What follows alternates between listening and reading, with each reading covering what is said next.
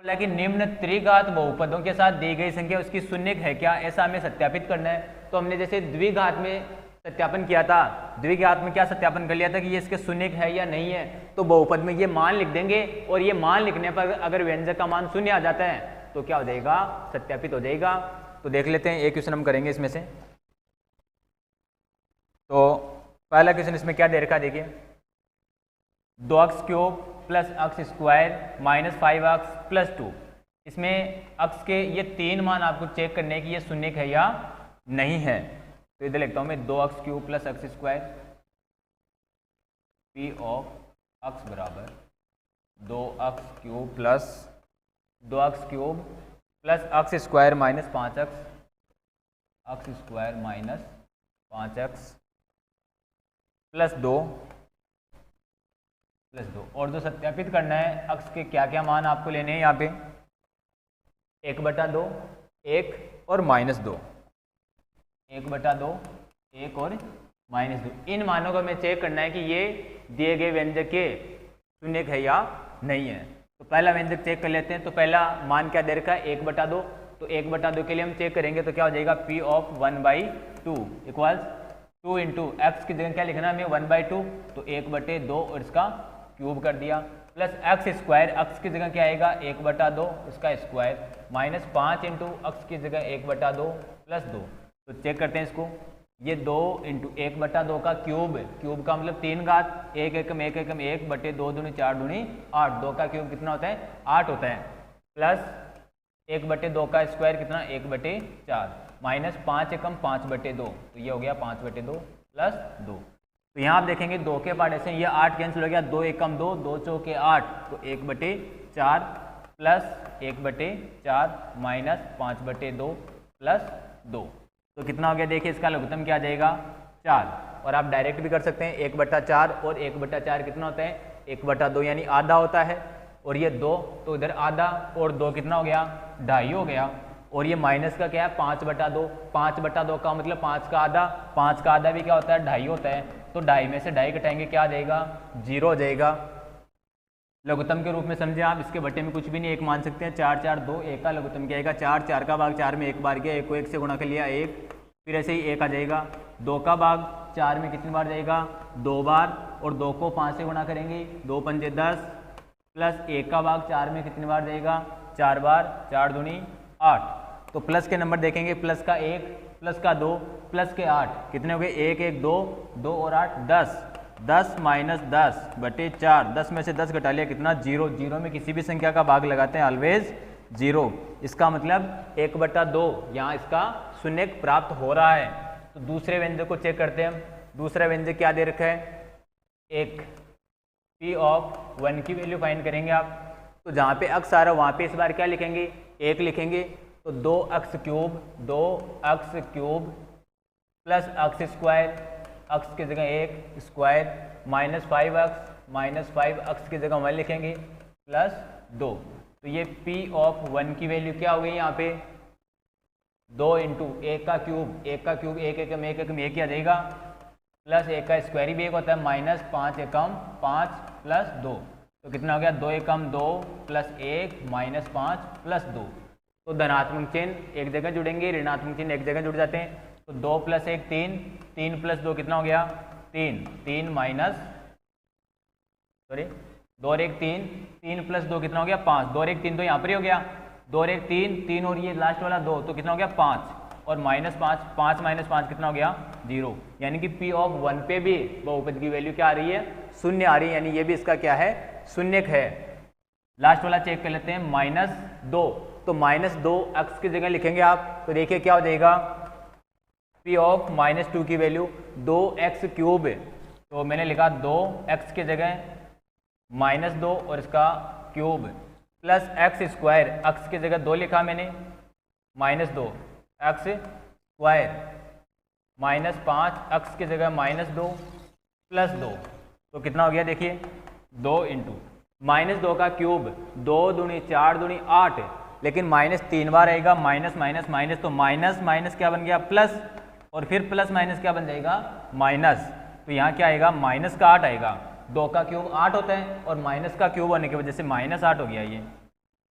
और plus minus 2 का square यानी माइनस गुणा माइनस, तो माइनस माइनस क्या बन गया प्लस, 2 का स्क्वायर 4, माइनस 5 का माइनस 2 से गुणा कर लिया तो प्लस के 5 दूनी 10 प्लस 2। यहाँ आप देखेंगे प्लस 2 का माइनस 8 से गुणा होगा, 8 दूनी 16 प्लस, ये सभी प्लस के हैं तो 4 प्लस 10 14 प्लस 2 यानी 16 हो गया। 16 प्लस और माइनस का कैंसिल हो गया यानी कितना आ गया, 0 आ गया। तो तीनों ही मान यहाँ पे शून्य प्राप्त हो रहे तीनों मानों से। जब तीनों मानों से शून्य प्राप्त हो रहे इसका मतलब दिए गए तीनों मान बहुपद के शून्यक हैं। तो बहुपद के शून्यक है तो ये हमने सिद्ध कर लिया कि ये इसके शून्यक है। अब शून्यक होने के साथ में इसने पूछा कि शून्यक और गुणांकों के बीच संबंध को भी सत्यापित कीजिए। तो इनका संबंध क्या होता है वो केवल एक बार देखने की दृष्टि से मैं बता देता हूँ, बाकी एग्जाम की दृष्टि से इंपॉर्टेंट नहीं है ये। इसमें क्या होता है कि दो इनका जब योगफल करते हैं alpha plus beta plus gamma, इनके शून्यकों को, जब 2 शून्यक थे तो हमने उनको अल्फा और बीटा कहा था, यहाँ 3 शून्यक है तो इनको अल्फा बीटा गामा इस प्रकार से करेंगे। इनका जो योगफल होता है वो माइनस बी बटा ए होता है, माइनस बी बटा ए। और 2 का गुणनफल alpha into beta, beta into gamma plus gamma into alpha, ये क्या होता है सी बटा ए होता है। क्या होगा सी बटा ए।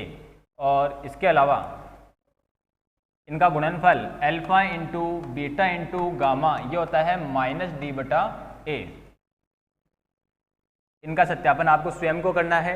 यहाँ पे अल्फा की वैल्यू कितनी है, अभी आई थी आपके पास जो दे रखा था 1/2, बीटा की वैल्यू कितनी है 1 और गामा की वैल्यू कितनी है -2। तो ये तो अल्फा बीटा गामा हो गया। ABCD कौन है यहाँ पे, जो व्यंजक दे रखा है उसी में से ABCD आता है। तो व्यंजक की फॉर्म ये होती है यहाँ पे ax square plus cube ax cube plus bx square plus cx plus d बराबर 0। तो यहाँ पे ABCD की वैल्यू आप मालूम कर सकते हैं 2x cube plus x square minus 5x plus 2 बराबर 0। तो यहाँ से a कौन हो गया, a की वैल्यू 2 हो गई, b की वैल्यू गुणा में कुछ भी नहीं होता 1 होता है तो 1 हो गया, c की वैल्यू क्या हो गई -5 हो गई और d की वैल्यू कितनी है 2। तो ये ABCD की वैल्यू हो गई आपके पास a बराबर 2, b बराबर 1 और c बराबर -5 और d बराबर 2। ये ABCD की वैल्यू यहाँ से आपने तुलना करके मालूम कर ली और अल्फा बीटा गामा के मान आपको बता दिए।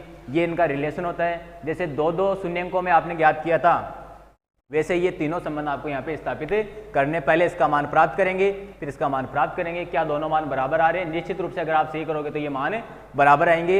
ठीक इसी प्रकार ये दूसरा रिलेशन भी आपको फाइंड करना है और तीसरा रिलेशन भी फाइंड करना है। फर्स्ट वाले और थर्ड वाले रिलेशन में ध्यान रखिए, माइनस वहाँ सूत्र में ऑलरेडी आ रहा है, आपको ध्यान से उसको सॉल्व करना है। ठीक है, ये एग्जाम की दृष्टि से ज़्यादा महत्व नहीं रखता, इसलिए इसमें मैं ज़्यादा समय न बिताते हुए आगे जो मोस्ट अपने क्वेश्चन है बहुत ही इंपॉर्टेंट क्वेश्चन बनने वाले हैं। 3 नंबर का क्वेश्चन निश्चित रूप से आने वाले, या तो भाग आएगा या फिर आगे जो क्वेश्चन बताने जा रहा हूँ वो निश्चित रूप से 100% आपका क्वेश्चन आने वाला है। तो देखिए क्वेश्चन मैं बताऊंगा आगे का जो अपना क्वेश्चन है वेरी वेरी इंपॉर्टेंट। इसको एक बार करते ही रफ कॉपी में दोबारा बिना देखे करने की कोशिश करेंगे, प्रश्न को ध्यान से और ढंग से समझ लेंगे। क्वेश्चन निश्चित रूप से 100% ये आएगा, देख लीजिए। हालांकि क्वेश्चन का तरीका वो है जो हमने पीछे कर लिया था, लेकिन क्वेश्चन क्या कि प्रश्नावली से न होकर थोड़ा आगे विशेष के रूप में आपको दे रखा है। तो लगभग बच्चे क्या होते हैं कि प्रश्नावली को पढ़ लिया और प्रश्न आगे जो उसी टाइप का जो आगे क्वेश्चन दे दिया वहां से पूछेगा निश्चित रूप से।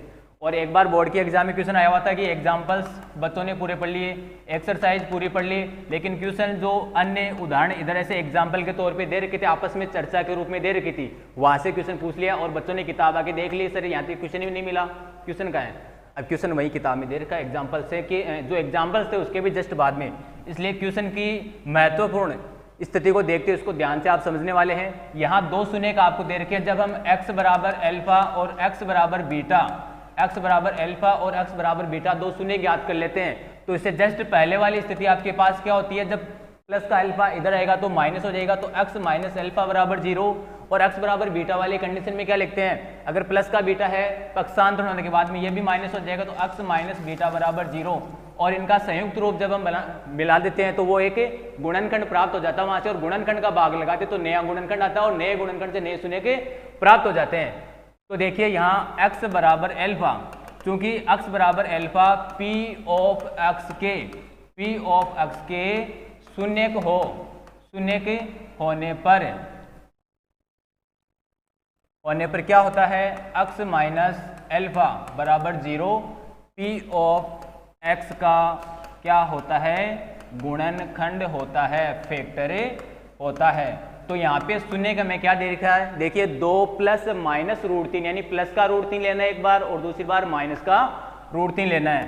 तो x बराबर एक बार प्लस का ले लिया रूट 3 और दूसरा हमने ले लिया x बराबर 2 माइनस रूट 3, पक्षांतरण कर दिया तो प्लस का नंबर माइनस हो जाता, तो x माइनस हो जाएगा, ये पूरा ही 2 प्लस रूट 3 बराबर 0, या यहाँ से क्या हो जाएगा, देखिए x बराबर प्लस का 2 इधर आएगा तो प्लस का 2 इधर आए तो माइनस हो गया, और माइनस का रूट 3 पक्षांतरण होने के बाद में इधर आएगा तो प्लस का रूट 3 हो गया बराबर में 0। दोनों को हम संयुक्त रूप से लिखेंगे, तो क्या बन गया, देखिए x माइनस 2 माइनस रूट 3, जब ब्रैकेट के बाहर माइनस से अंदर जाएगा तो दोनों के चिन्ह चेंज, इनटू ये वाला पद क्या, x माइनस 2 प्लस रूट 3 बराबर 0। इसको कैसे सोल्व करेंगे, ध्यान दें इधर, देखिए x माइनस 2 दोनों में सेम हो गया, इधर क्या है माइनस का रूट 3, इधर क्या है प्लस का रूट 3, तो ये एक तरह से क्या हो गया, a minus b into a plus b की फॉर्म हो गई कि नहीं हो गई।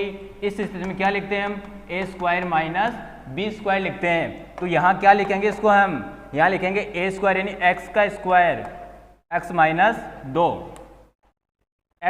2 का स्क्वायर, और फिर क्या आ जाएगा माइनस बी स्क्वायर, बी की जगह कौन काम कर रहे हैं यहाँ पे, रूट 3, तो ये रूट 3 का स्क्वायर, इस प्रकार से। तो x माइनस 2 का स्क्वायर करेंगे हम, x माइनस 2 का स्क्वायर क्या हो गया, x माइनस 2 का होल स्क्वायर, x माइनस 2 का होल स्क्वायर, और आगे चल रहा है रूट 3 का स्क्वायर बराबर में 0। तो x माइनस 2 का होल स्क्वायर क्या होता है, a माइनस बी के होल स्क्वायर से क्या बनता है, a square minus 2ab plus b square. तो इस फॉर्मूले से ओपन करेंगे आप इसको, x माइनस 2 का होल स्क्वायर क्या हो गया, x स्क्वायर माइनस 2ab यानी 2 दूनी 4, x प्लस 2 का स्क्वायर कितना 4, माइनस रूट 3 का स्क्वायर कितना हो गया 3 बराबर 0। 4 में से 3 घटाएंगे क्या आ जाएगा, 1 आ जाएगा।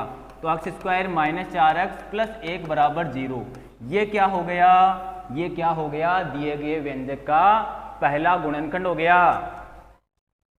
इसलिए p ऑफ x को इस व्यंजक से विभाजित करेंगे, x square minus 4x plus 1 से विभाजित करने पर, भाग देने पर क्या आ जाएगा, नया व्यंजक आ जाएगा, दूसरा गुणनखंड आ जाएगा, और दूसरे गुणनखंड से हम दूसरे शून्य ज्ञात